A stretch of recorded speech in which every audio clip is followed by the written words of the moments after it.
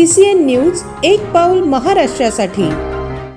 छत्रपती संभाजीनगरमध्ये मोठी कारवाई करण्यात आली आहे। नाशिक कॉर्पोरेट प्रकरणातील आरोपी नीदा खानला आश्रय दिल्याच्या आरोपावरून नगरसेवक मतीन पटेल यांच्या घरावर महानगरपालिकेने बुलडोजर चालवलाय।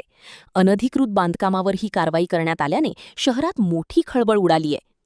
छत्रपती संभाजीनगर येथील नगरसेवक मतीन पटेल यांच्यावर आरोपी नीदा खानला आश्रय दिल्याचा गंभीर आरोप करण्यात आला होता।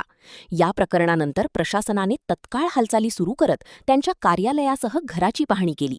महानगरपालिकेच्या पथकाने संबंधित बांधकाम अनधिकृत असल्याचे निदर्शनास आणत बुलडोजर कारवाई सुरू केली। पोलीस बंदोबस्तात ही कारवाई करण्यात आली असून परिसरात तणावपूर्ण शांतता पाहायला मिळाली। या कारवाईनंतर राजकीय वर्तुळातही चर्चांना उधाण आली आहे।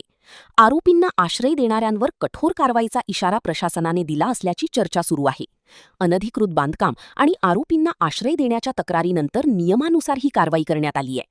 छत्रपती संभाजीनगरमध्ये झालेल्या या बुलडोजर कारवाईमुळे राजकीय वातावरण चांगलेच तापले असून पुढे आणखी कोणावर कारवाई होणार याकडे सर्वांचे लक्ष लागले आहे।